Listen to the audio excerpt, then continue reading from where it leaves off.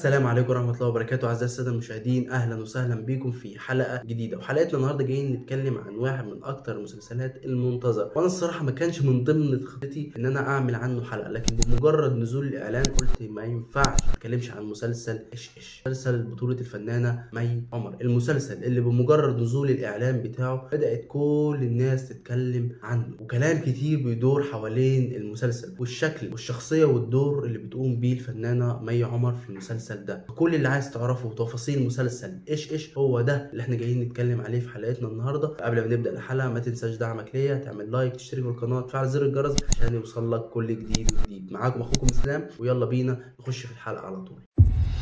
مساء العسل. ايش وش زي القمر ما شاء الله، خفة دم، باخد كورسات انجليزي وضحكة تحبب خلق الله فيك. واداني شغلانه منيله. انا مش عايزه ابقى رقاصه، عايزه ابطل.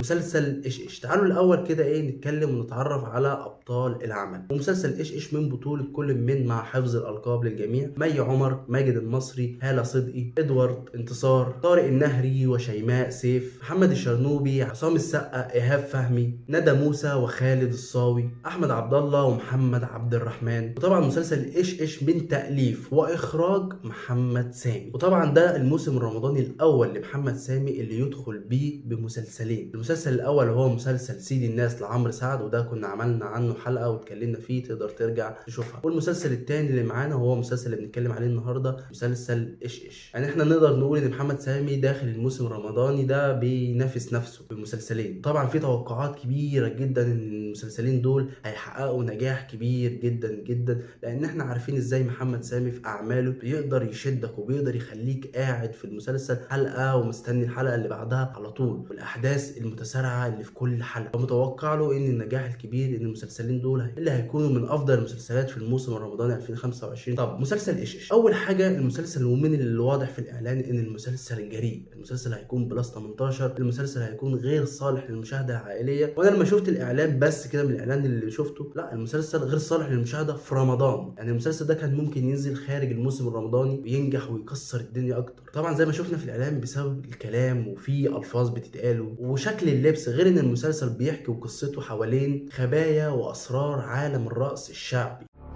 عزة العزات العجمية، ايش ايش مصر.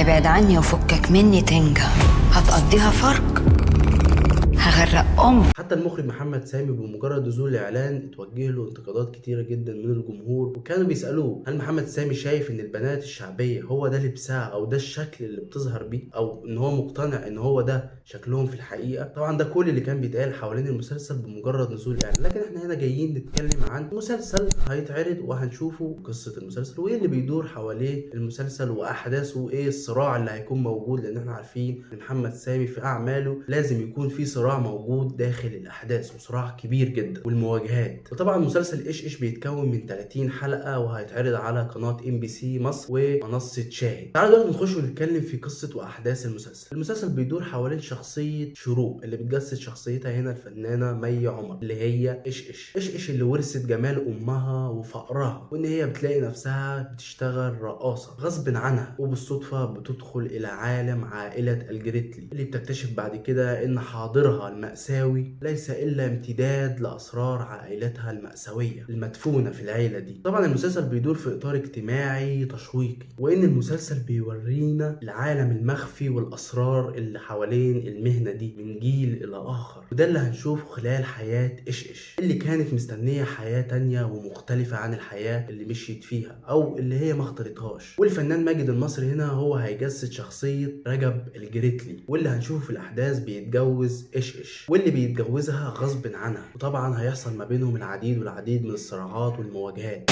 عليك عايزة ايه من رجب الجريتلي يا ايش ايش؟ لا عايز اوصل لها، اسمها ايش.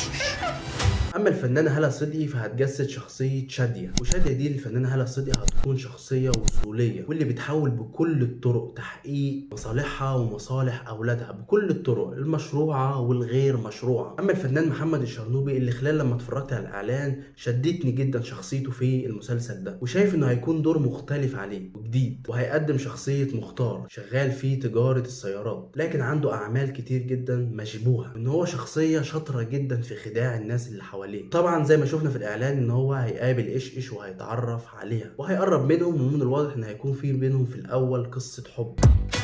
أنا من ساعة ما شفتك وأنا مش عارف أفكر في أي حاجة. طبعا بعد كده هتكون في مواجهه وصراعات ما بينهم. قابل يا اسطى شرد عمر ما مخك يجيبها.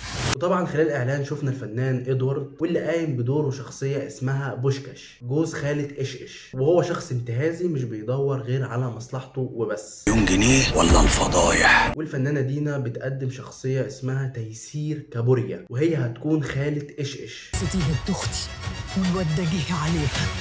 دينا موجودة فهتكون ايه؟ هي كانت راقصة مشهورة ولكنها اعتزلت وبعد كده بقت شغالة في تدريب الرقص، وده يعتبر التعاون التام اللي يجمع الفنانة مي عمر بجوزها المخرج محمد سامي في السينما والدراما. طبعا زي اعمال حكاية حياة، كلام على ورق، الاسطورة وولد الغلابة ونسل الاغراب، لؤلؤ ونعمة الافوكاتو، وفيلم تصبح على خير. طبعا المسلسل ده كان نزل له اغنية، والمسلسل الصراحة انا ما سمعتها عجبتني جدا. وطبعا الاغنية بتضم نجوم الحاليين في الغنى وهم احمد شيبه ومحمود الليثي وحسن شاكوش وعبد الباسط حموده، يعني مع بعض كده متجمعين في الفيديو كليب اللي نزل للاغنيه. كانت حلوه جدا وكل النجوم موجودين في الاغنيه دي. هنيجي دلوقتي ونتكلم واقول رايي، هل انا متحمس للمسلسل مش متحمس للمسلسل، اتفرج عليه ولا مش هتفرج عليه؟ بص، انا قبل الاعلان ما كانش من ضمن مخططات ان انا اتفرج على مسلسل ايش ايش، لكن لما شفت الاعلان هي انا عايز اتفرج، انا عايز اشوف القصه ايه الحكايه بتاعه ايش ايش دي، وايه الصراع الجديد اللي هيكون موجود في المسلسل ده اللي بيتعمل بخلطة محمد سامي، اللي بيقدر يشدك للأحداث زي ما اتكلمت في أول الحلقة. وهو شاطر في دي جدا، بيعرف يخليك قاعد ومترقب للأحداث وبتقعد كل إيه تستنى حلقة بحلقة. شدتني الأحداث وعجبتني الأحداث خلال المسلسل، هكمل المسلسل. ما عجبتنيش هوقف العمل. لكن في صراعات، في صراع ما بين هيحصل ما بين ماجد المصري ومي عمر.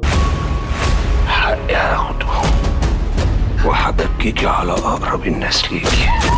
ومي عمر هالة صدقي. زوديش معايا عشان انا سواد، وحد كان قالك عليا اني بنقط بياض.